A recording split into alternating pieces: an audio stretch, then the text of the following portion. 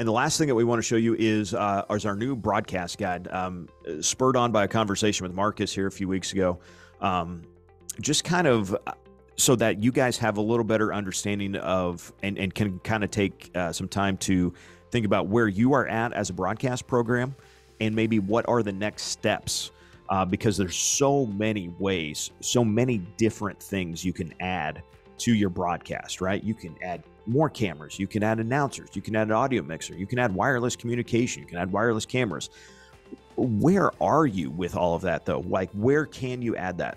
Hopefully this kind of breaks down a little bit of what can we nail as the basics. We can nail the one camera setup, we can nail the scoreboard, we can nail some advertising. If we could start there, that's a great basis. From there, so that's really what I count when we go to do a state event.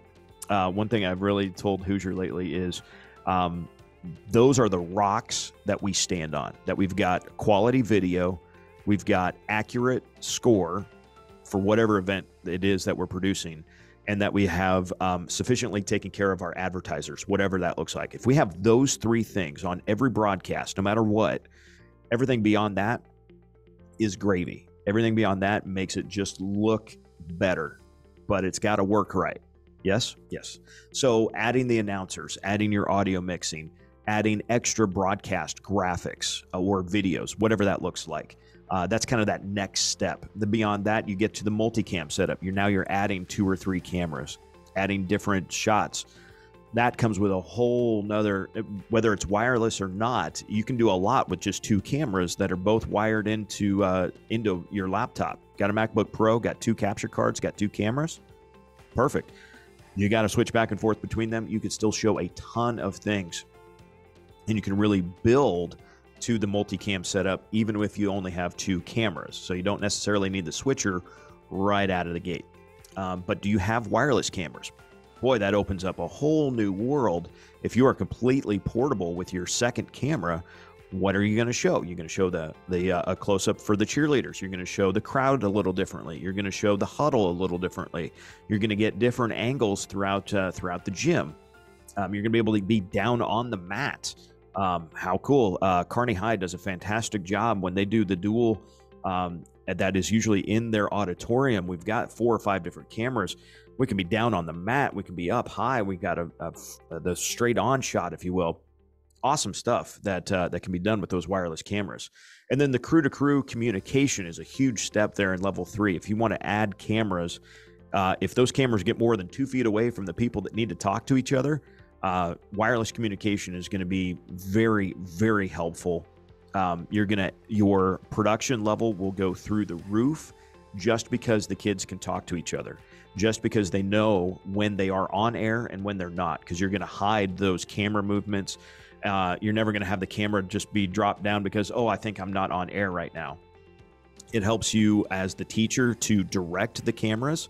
If you feel confident that your announcers and your producer who's running Wirecast, they're good. They need a little less direction, if you will, but you really want to focus on your camera people.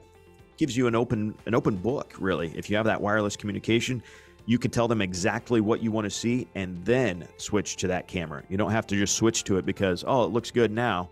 And then the kid thinks, oh, I'm probably not on air now. So they start moving the camera and everybody sees that at home, right? So we can really make the production level really, really good. Level 4, man, this is where it starts to get really, really fun. You start to talk about instant replay. There is a replay feature within Wirecast Pro. It's not super awesome for sports replays, but it can be handy. One thing that Omaha Central is about to be playing with here in the next couple of weeks and over this winter sports season is the replay feature creates not just the replay shot within Wirecast, but it actually saves that video clip to your laptop or streaming computer.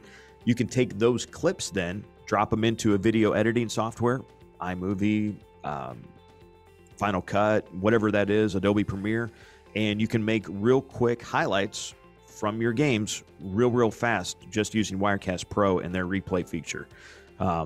Could be really fun. So excited about that. Then obviously you can go from something like that. You can go all the way up to a TriCaster with the 3-play system, which is a very professional looking system, has the jog wheel. It's pretty pricey, but we can get that if you really want to explore that. We did demo the JVC 4-input switcher, which could also be a streaming machine at the Midland Conference that we had in October. Really fun. I hope we get a chance to really play with that again, because the real world applications of that machine could be awesome. 4 simultaneous inputs, and you can select your camera angle for the replay of every play. So think of the last time you saw a replay of in a college football or an NFL game, and they show you 8 different angles. Well, we don't have 8, but we can show you 4 different angles of a replay without doing anything special. We don't need a ton of extra equipment. It's 1 extra machine and 1 extra monitor. Pretty cool stuff there. The equipment case, man, Marcus at JCC, I'll give him credit. He had the rigid case long before we did. But when we finally talked Taylor into letting us get the rigid case, oh, is it nice. So if you've got a lot of stuff, and if we're in level 4, you've probably got a lot of stuff when you go to stream. Those rigid cases are awesome. Hoop cams, we can sell you those. The wireless, maybe it's the wireless transmission of a hoop cam.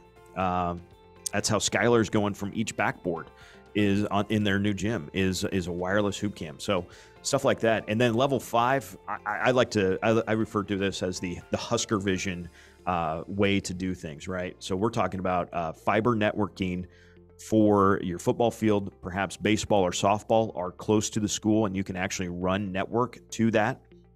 You can run network fiber cables in your gym and have all of those camera sources and the audio sources over NDI come to a control room. Now imagine you had one control room where you produced football, basketball, volleyball, wrestling, your track meets, your baseball and your softball fields, which again, we're close to the field or close to the school, have all of those camera angles feed into one source. You never have to move your computer. You never have to move your switcher. You never have to move your multi-view screen because it's all fibered into one location. That's the Husker Vision. All of the things that you see UNL produce, if you saw the Matt Rule press conference yesterday, all of that was produced at the Hawk Center. All of those camera feeds were coming back into the control room for Husker Vision, which is located inside of Memorial Stadium. Everything that you see for softball or baseball that is produced at the Hawks Field or Bowlin Stadium, all of those camera feeds go back to Memorial Stadium. That's where the control room is. So that's when I talk about, you've got remote productions as far as the cameras, but the control room is only in one spot. And that's kind of what we consider level 5. That's like, man, that would be awesome. If you are a school that's got some new buildings going up, let's talk, because we can do that. And then on literally, like we said, on the flip side of this PDF is the equipment guide for all of those. The Canon cameras, the nice tripods, the AV Matrix captured cards. That's the level 1. Again, the rocks that you stand on. Got to have good video. Got to have smooth panning and tilting and zooming when you watch the game, and you got to have a quality capture card, right? These are all the things that are the rocks that you stand on, the basis of everything. The good equipment, the Audio-Technica headsets, the mixers, the Liebig Zoom controllers. Zoom controllers are absolute game changers. They are probably the first thing, if you're a school that has nailed, we have a good camera, we have a smooth tripod, we have a quality capture card. The next thing, the next step is your Zoom controller. It really will your zooming will be smoother. It's easier to do. It takes on less stress on your camera operator. It's just a world of difference when you add that Zoom controller in there. Level 3 is where, and again, these are just sample of products, is where you get the video switcher, the SWIT wireless video transmitters. Those things are awesome. The bundle that we can do with the battery and the cords and everything, you literally get everything you need to have a wireless transmitter for a camera when you get that from Strive AV. And then the EarTech intercom system is a system that we've used in the past. Really great system. And if you only have 3 or 4 people, still awesome to have everybody, like we said, in communication. the replay system, the Marshall cameras. These are like the Broadcasting Co Pros that we talked about. We talked about also the Ridgid 3-piece toolbox. It's fantastic. If you get to level 4, you probably got stuff, and you can put a lot of stuff in the Ridgid toolboxes. And then we mentioned level 5, that Husker Vision look. You might be talking about a NewTek TriCaster. You're talking professional, very high level stuff. This JVC production studio, much more cost effective, yet does a lot of stuff. Like I said, I'm excited to try to get my hands on another one of those and demo something out. So that's the broadcast guide and the equipment guide for Next Level is what we're doing there.